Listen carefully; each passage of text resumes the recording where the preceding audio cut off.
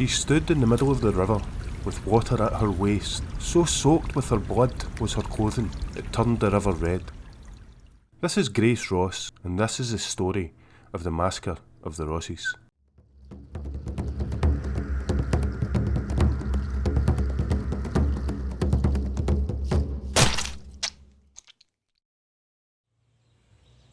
The beautiful and peaceful scene of Strathcarron and Ross-Shire today hides its scars well, and scars it has. A favourite fishing and hunting glen, this part of Ross-Shire in the Scottish Highlands played a bloody and heartbreaking role in the infamous Highland Clearances. While in this video we will be featuring events from the Highland Clearances, it is not intended to be a detailed explanation for the clearances. We will be uploading videos of the Highland Clearances as the channel progresses, so if you find these stories interesting, consider subscribing to the Highlands Uncovered channel for more. Stick with us through this video for the story of the Highland women and their awe-inspiring resilience. In history, women were often overlooked in a man's world, and the Highlands of Scotland were no different. However, there are occasions where history's writers couldn't help but write about the heroism, strength and determination of our female ancestors.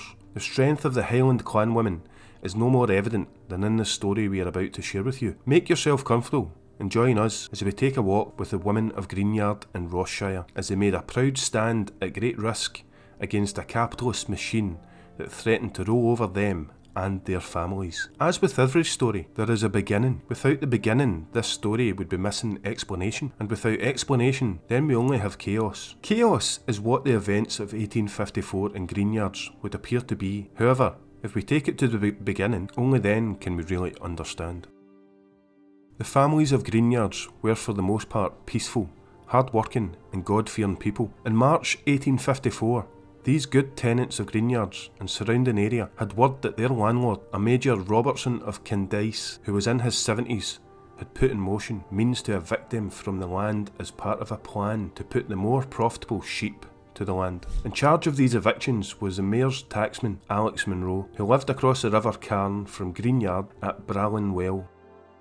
Word reached the Highland tenants of Greenyard, of which there were 24 families resident, that warrants for evictions had been made. The mothers, wives and daughters of the Glen confronted Monroe, demanding answers. Monroe denied authorising any evictions and assured the women no evictions were planned. Shortly afterwards, the women of Greenyards received word that a sheriff's officer by the name of McPherson was on his way accompanied by a policeman, a Mr. Peter Mackenzie, to serve a summons of removal from their homes on behalf of Mr. Monroe. Confused, they returned to Monroe with this news, demanding answers. However, Monroe yet again promised them that no summons was requested by him, and therefore any summons was not valid. The women met the sheriff officer and the policeman on the road as they arrived at Greenyard. McPherson presented the summons to the women, informing them he was here to give them notice. The women informed McPherson about Monroe's denials and told McPherson he would not be allowed to pass unless they were shown an agreement signed by Monroe himself. But the sheriff officer was not able to satisfy their demands, at which point he was gently held while the women took the summons from his pocket before burning it in his presence. A few of the men in the area arrived on the scene after the burning and invited McPherson and his policeman for a few whiskies within an inn in Argyll, the nearest village. McPherson showed thanks and accepted their kind offer. The Greenyard situation was beginning to be noticed by the local newspapers, who created their own dramatic version of McPherson's meeting with the Greenyard women. Claims of savage women accosting Mr. McPherson, stripping him and the policeman naked before expelling them from the area were made.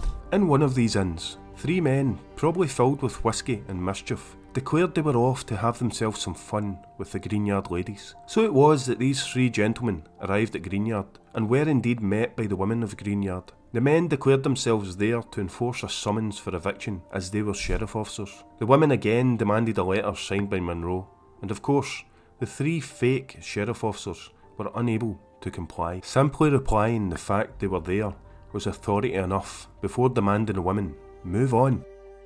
Sensing something was not right, the women cornered the gentlemen, who began to feel worried for their safety. One of the men pulled a loaded pistol and pointed it at the women. However, a boy who was with the women returned his own rusty pistol which he used to scare cattle and pointed it at the men. The man returned his pistol to his pocket immediately and emptied his pockets in front of the women to show he had no papers. He admitted it was merely an act of mischief and pleaded to be allowed to leave. On the ground there were a few notes of money he had taken from his pockets. The women picked up the money and placed it back into the man's hands, telling him it was not notes they were after, but a warrant signed by Monroe. The men left hastily, shaken but unharmed.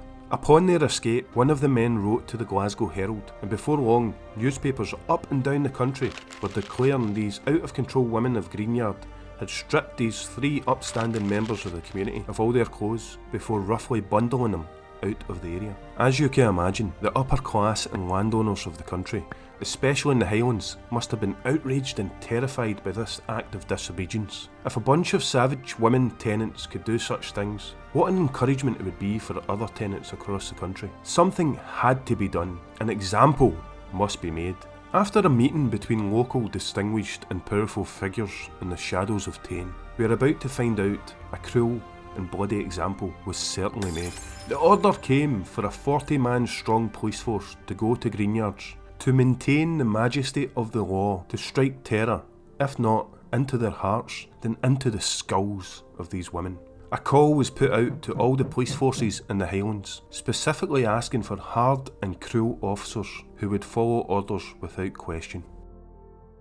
On a cold and dark morning on the 31st of March 1854, 40 officers, led by Sheriff Mr Stewart and Fiscal Mr Taylor, arrived at an agreed meeting point of Mid-Fern. After refreshments of ale and whisky were downed by the group, a rousing speech meant to encourage and inspire the troops was made by Mr Stewart. As a poet once said, that nicht a child might understand, the devil had business on his hand. Can you name the mystery poet? Let us know in the comments below. After the speech was finished and more alcohol had been drunk, the order to move was given. Even though everyone involved in the police operation had been sworn to secrecy, somehow the news of the imminent arrival at Greenyard had reached the ears of the women there. It was reported that 60 to 70 women, along with young boys and girls, assembled on the Greenyard Road awaiting the arrival of the police force. About a dozen men were in the background, observing and staying quiet. The sheriff and his officers emerged, approaching the women. A few of the women began to plead their case about Monroe's denial, but were ignored. Witness statement says that time to reply to this order was not given. A full minute had not even passed before the sheriff turned to his officers, who were waiting eagerly, and declared, "Knock them down!" At that, the army of officers launched themselves forward, batons raised before landing bone-crunching blows upon the heads of any woman or person within reach. The policemen acted like complete savages, fueled by an alcoholic rage stirred into them by their superiors, each and every one committed to a rampage of brutal slaughter upon these peace-loving Highland women. 22-year-old Elizabeth Ross, a quiet, well-behaved young lady, was knocked to the ground with the blow of a baton before being stomped upon by a policeman's boots. Days later, the imprint from that boot was still very clear upon her breast and collar. Pieces of her scalp with hair were found nearby in the grass afterwards. No record of her death can be found, but it is widely believed that Elizabeth died from her injuries not long after this event.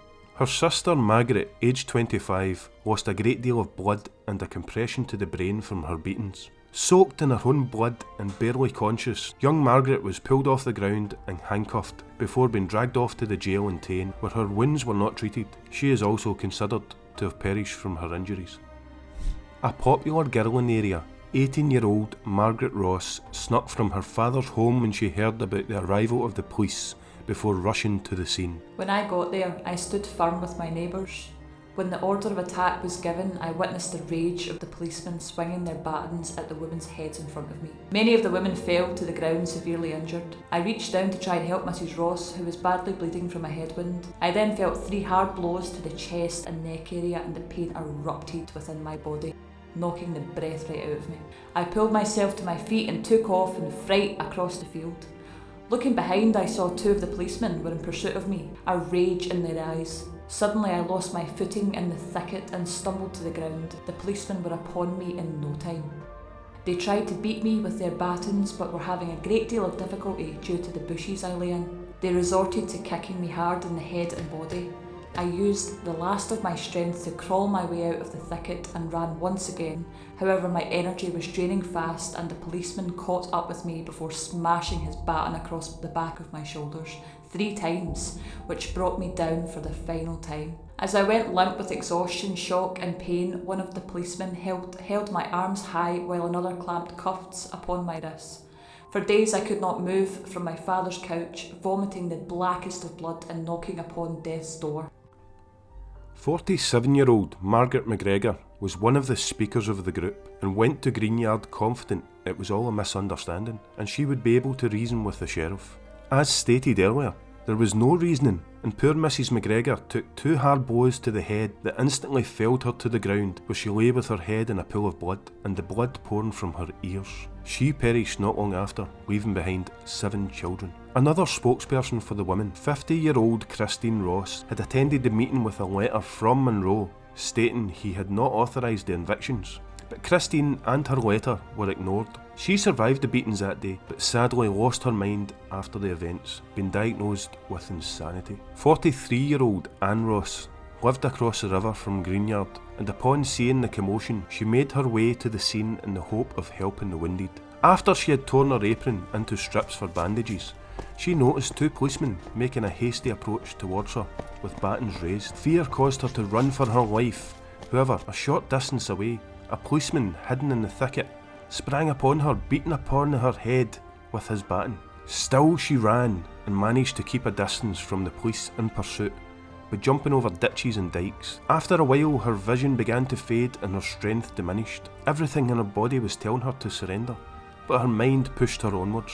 Just as she was close to collapse, she came upon a rapid part of the River Carn and launched herself into the fast-flowing river. As the water carried her downstream, she struggled to keep her head above the water. On one side of the river, the policemen followed her desperate journey, and on the other, her husband and neighbours looked for an opportunity to help her. Just as it looked like she would drown, her husband plunged into the water at great risk of life for himself and managed to pull Anne from the water, gasping and bleeding. Anne left the glen with her family and emigrated to Australia. 20-year-old Grace Ross created an image on that bloody morning that witnesses would talk about most. An image that would encapsulate the whole sad event. Grace was not taking part in the standoff at Greenyard. She was merely a bystander watching from the sidelines. When the police attacked, poor young Grace was hit with a baton hard across the forehead that she would later describe as feeling like a cannonball had made its way through her mind.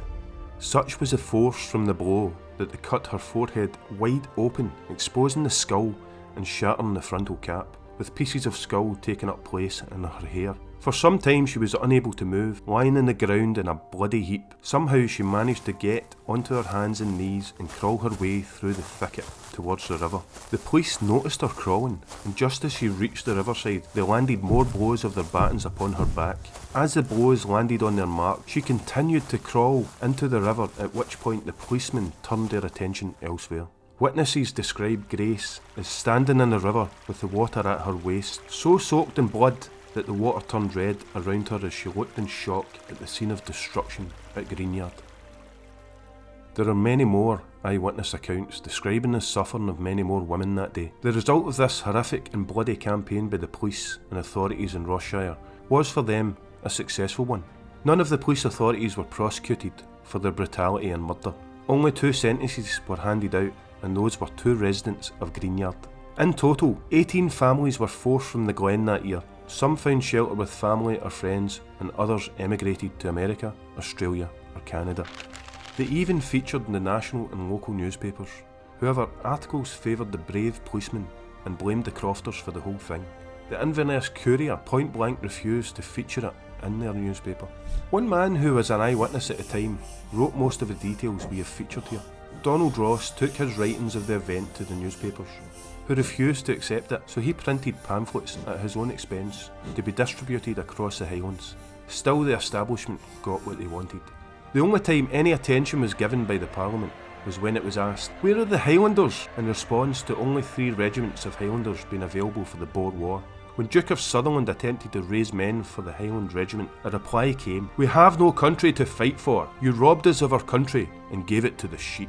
Therefore, since you have preferred sheep to men, let sheep defend you." If there is a lesson to be learned it is that we live in an age where we have rights that our ancestors did not. Men and women have a voice that can be heard. The past is behind, learn from it. The future is ahead, prepare for it. The present is here, live it. Those that cannot remember the past are condemned to repeat it.